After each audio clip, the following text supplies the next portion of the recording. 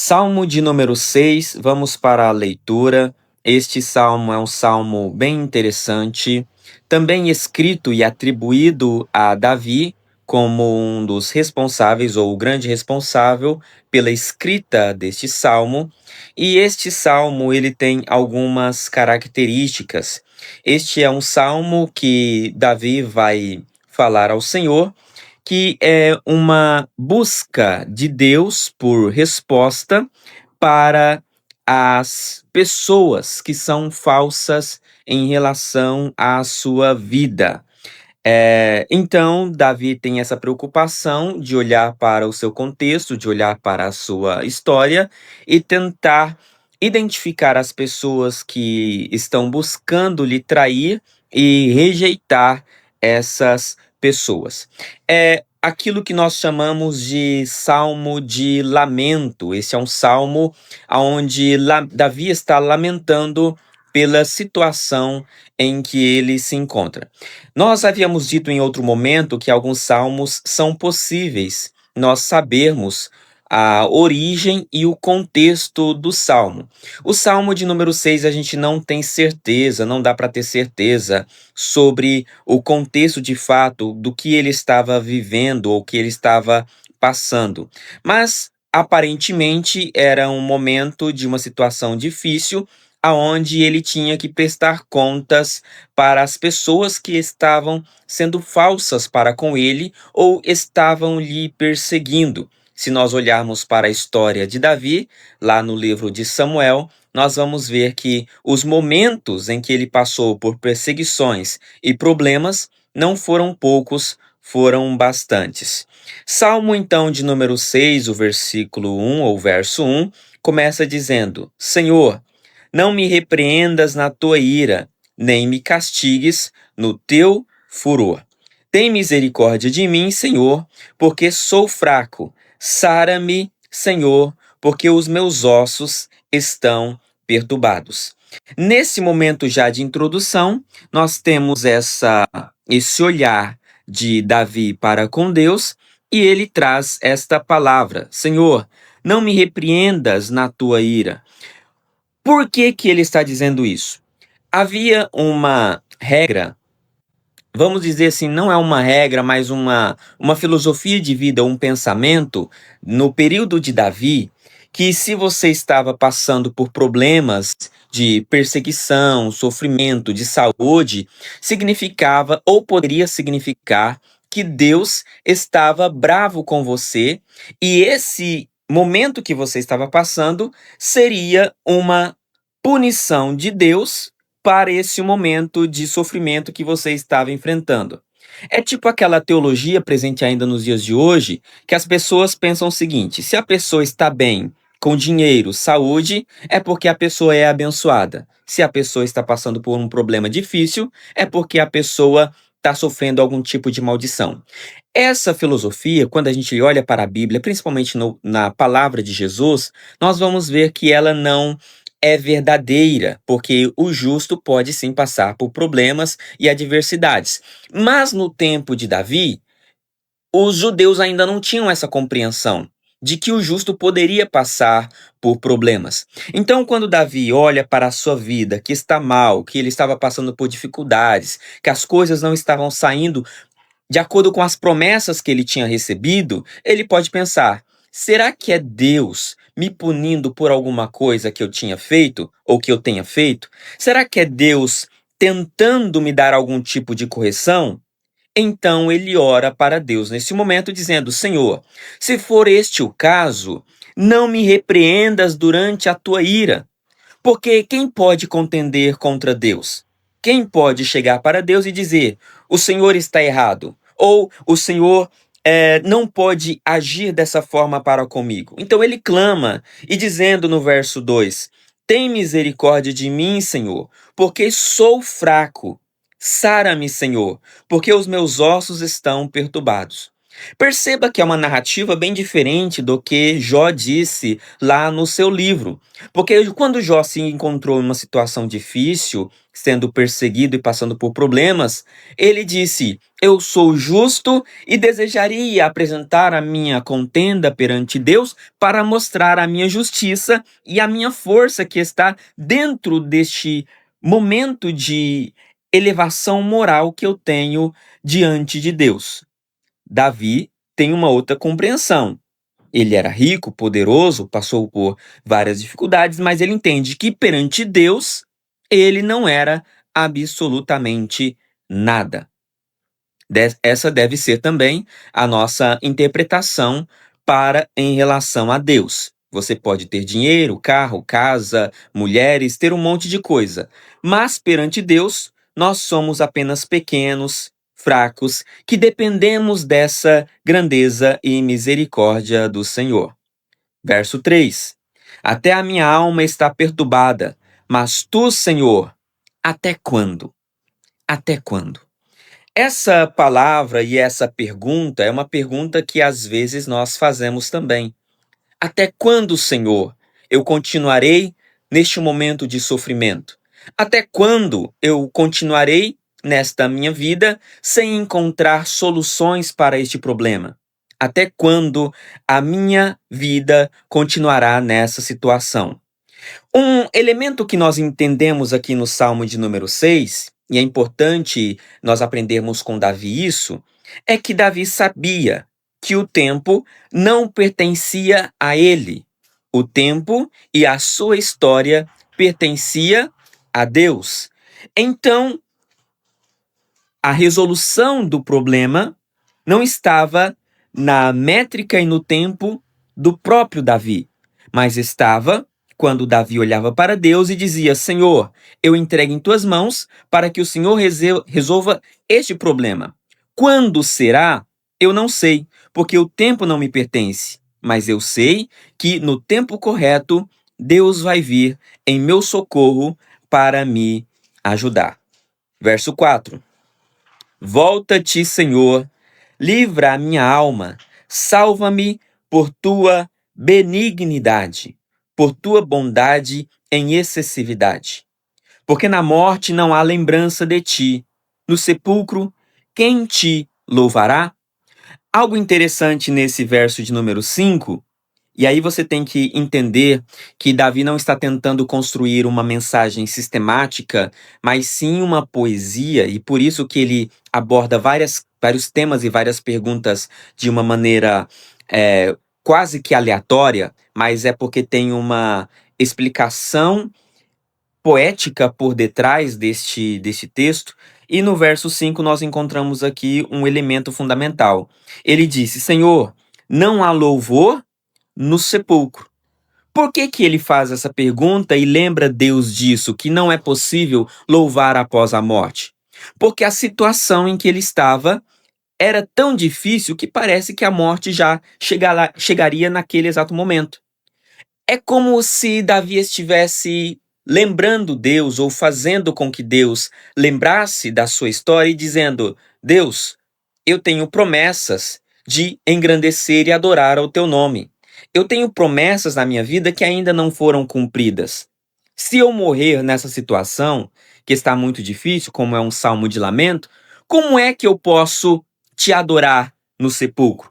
Então resolva esse problema que eu estou passando nesse exato momento, não para que eu ganhe mais dinheiro e fique mais poderoso, não, mas para que eu consiga te adorar ainda com a minha existência. É isso que nós vemos Davi repetindo constantemente em todos os salmos. Ele diz: Senhor, façam com que o meu cativeiro seja mudado, para que eu continue adorando e exaltando ao teu nome no tempo certo. Essa é uma lembrança para nós que estamos aqui nessa tarde, para nós refletirmos sobre isso. Nós devemos pensar também: por que que eu quero receber o milagre?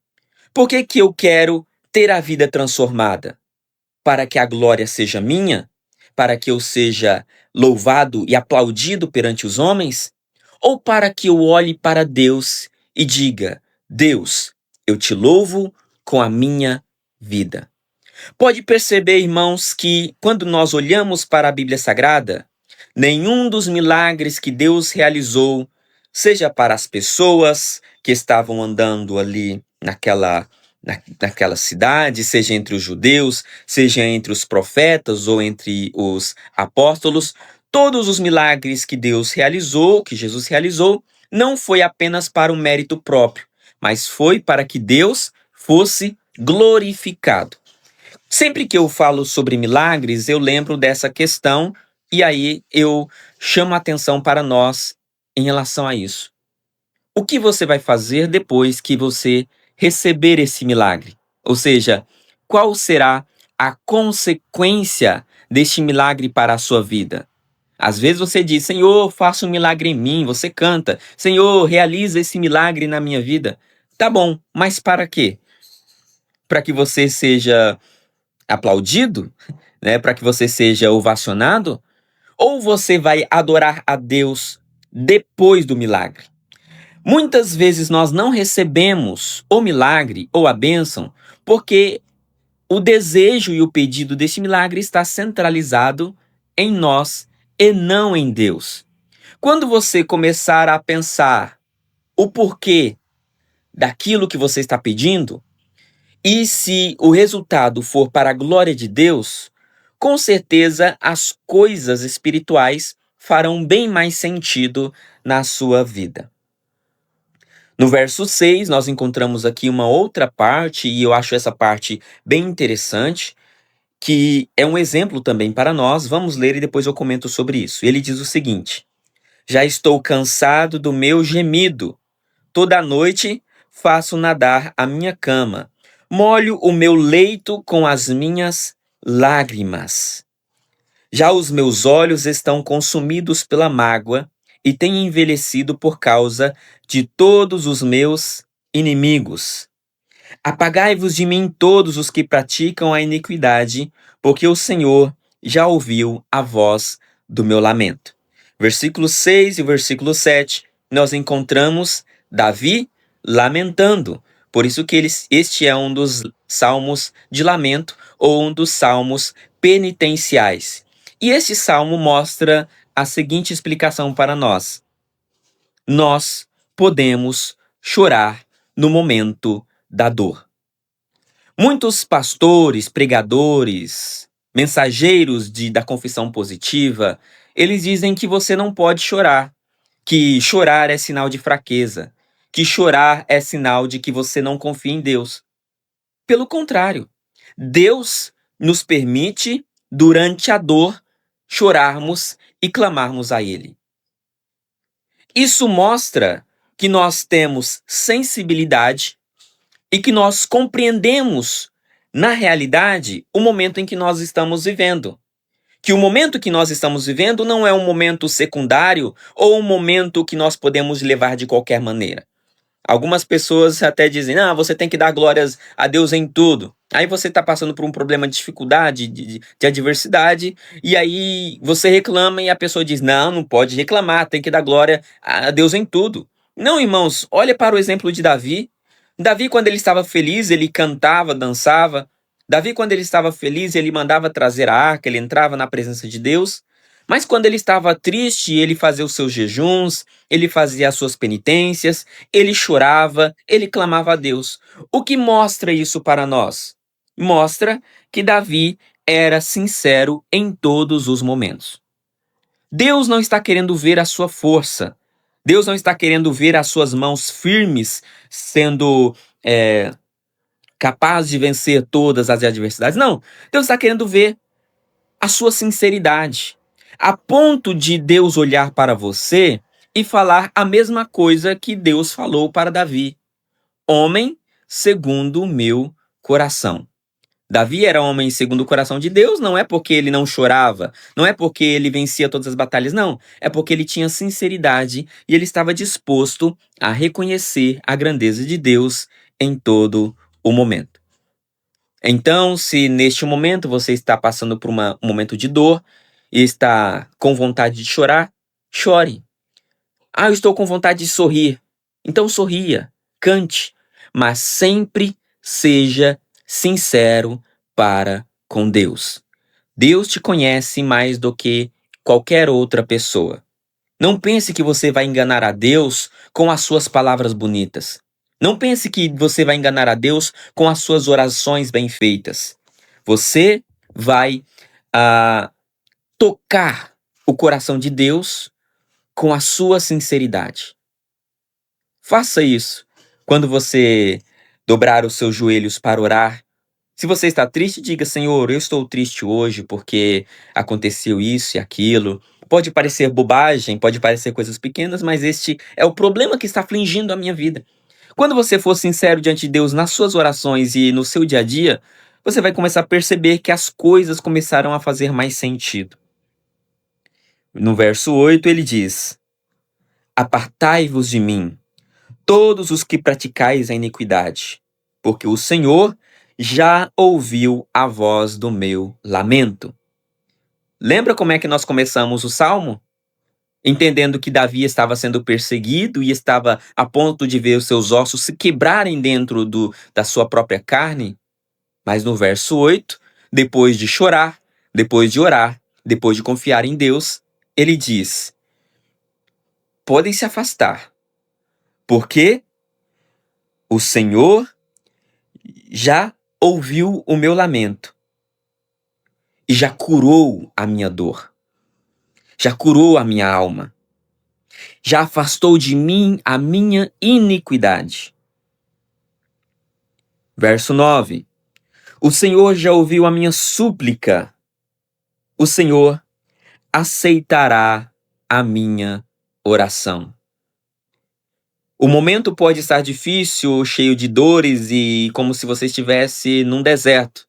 Mas se você olhar para o Salmo 6, você vai ver: Deus aceita a oração quando ela é sincera. Você já orou nessa tarde? Você já buscou a Deus e apresentou a Deus a sua dor? Você já apresentou a Deus o seu clamor e o seu desejo e aquilo que estava incomodando o seu coração? Faça isso para ter a sua vida transformada. Verso 10: envergonhem-se e perturbem-se todos os meus inimigos. Agora, como se Davi estivesse levantando triunfantemente depois daquela oração. Envergonhem-se todos, envergonhem-se, porque Deus me ouviu. Tomem atrás e envergonhem-se num momento. É como se ele estivesse dizendo: saia de perto de mim. Porque até agora você já riu da minha situação adversa. Até agora você riu da situação em que eu estava passando. Mas não mais, não mais eu serei envergonhado. Não mais eu passarei pela dor. Porque o Senhor pode me ouvir. E o Senhor está comigo neste exato momento. Porque eu clamo a sua voz. Amém?